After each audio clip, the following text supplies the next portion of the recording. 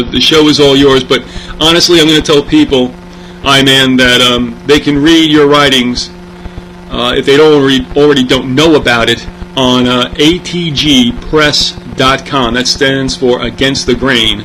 Once again, that URL is ATG, and that's T as in Thomas, atgpress.com. Scroll down and you will see a link for the Informer, and that's what I've called up right now on my computer. Can I ask you first off, though, I-Man, what led you to start getting into this obviously underground realm of history that's the real stuff, but about which few people know? Well, about 1983, I was involved with Internal Revenue Service and whatnot, and I was following a lot of people, Schiff and all them, and I noticed that there was a lot of people losing, and Schiff was losing, and then they would be doing the same thing, only a different vein, coming back and still losing. Are you referring to Irwin Schiff and the whole tax situation? Yes, yes. Okay.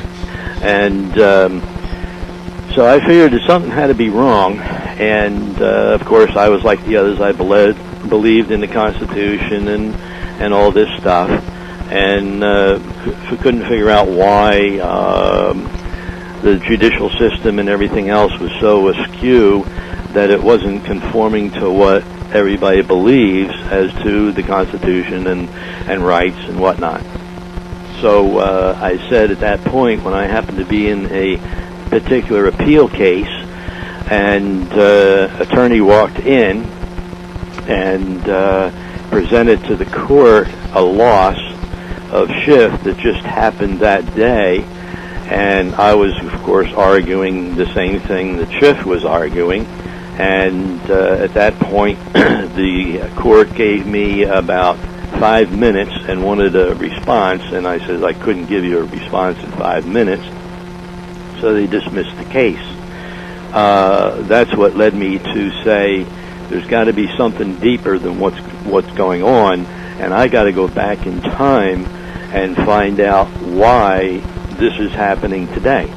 Now, you're referring to the whole IRS situation, and if you do stay with us for other shows, you'll be able, for sure, to speak to especially some of that information regarding the IRS. You did want to start off, I think, at a place where most of us really do understand to a certain extent where Americans start, and that is with Britain. But you're going to take a look at Britain and its connection to us in a bit of a different manner, are you not? Yeah, that's because, you see, I was being a basic researcher for major industries, and I was taught by, excellent professors, not in school, but on, actually on hands-on as to how to do research, and this is what got me into it. So I just applied all of my learned research and put it into researching history and government and whatnot, and that's what led me back to actually the Middle Ages, and then I came forward. I mean, you could go all the way back further, but I figured the Middle Ages was far enough. That's the 8th to the 13th century. Well, you indicated to me, did you not, and understandably so, I think most of us who have at least had some world history will remember this name, that it goes right back to the Code of Hammurabi? Yeah, the Code of Hammurabi, if anybody wants to go to the library because they can't afford the 26 volumes of Benedict on Admiralty, major libraries would have it, small libraries would not have it.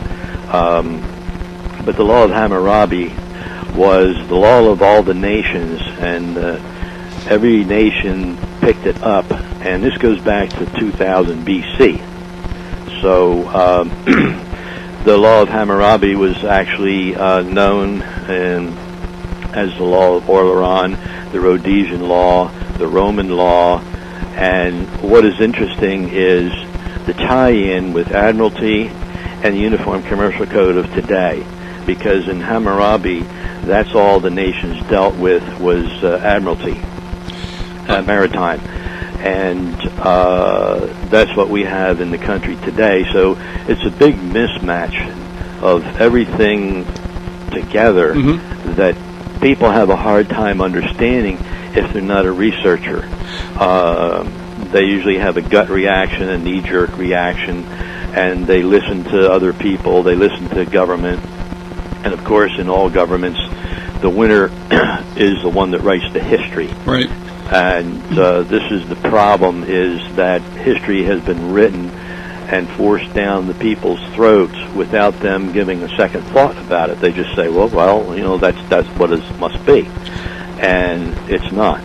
Let me ask you, you mentioned two things, but first, I want to just ask you, the Code of Hammurabi, that the fact that it's been borrowed from or built upon or extended through so many centuries, was it necessarily a good form of government or law for the people, or has it always been an elitist type situation?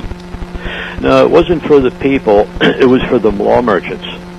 And there's, like I say, if you can get Benedict on Admiralty, the 7th edition, and read the first 2 volumes, that will give you a whole nutshell of what happened from Hammurabi. And in Benedict, in the 7th edition, the newer editions, I'm not sure, but each edition loses so much more of the real information. In fact, I have one of the original books of 1850, and all the judges, worth anything, if they're worth anything, have this book in their chambers.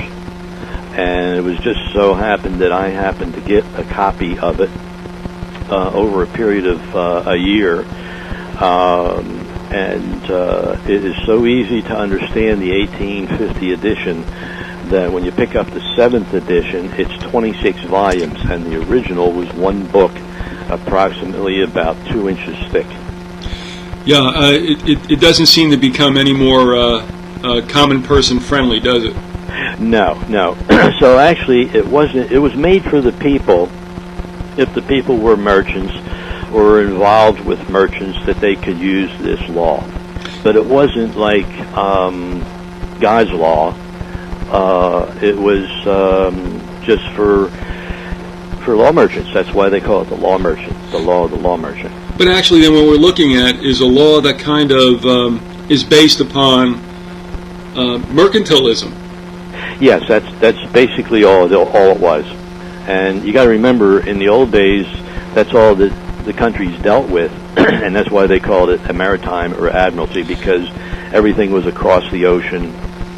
And a funny thing about it is, well, not really funny, but the odd thing is that all of the countries, including Europe and Rome, used it only for the mercantile and the oceans and the rivers and whatnot. And then they had what they call the common law, which was the king's common law, and it wasn't God's law. A lot of people misconstrue common law, and when you pick up the book on the history of the American bar by Charles Warren, that will come out and tell you, and they have actual excerpts from the judges, and it's a history book of how the American bar was formed. It wasn't anything on courts or anything like that, actual cases of present day, but it actually showed that the common law was the most hated law by the common man in England. And everybody wants common law, and they cry for common law, and they don't know what they're really crying for. Right. But had they read and researched, this is why I talk about the knee-jerk reaction. It's someone said this and someone said that, and everybody believes it. But if the person would actually go back into history and into the books and spend multitude of hours of just boring stuff to go through, but people don't do that. They want an instant gratification. They want instant, recognition. And sometimes I would sit in libraries for a whole week on one subject, and at least put 6 to 8 hours. Many times I opened up in the library, and they even had to boot me out of the library at 11:30 at night. And this is the dedication that you actually need to really and what's going on, and not take people's word for it. You've spoken well to what it takes to research.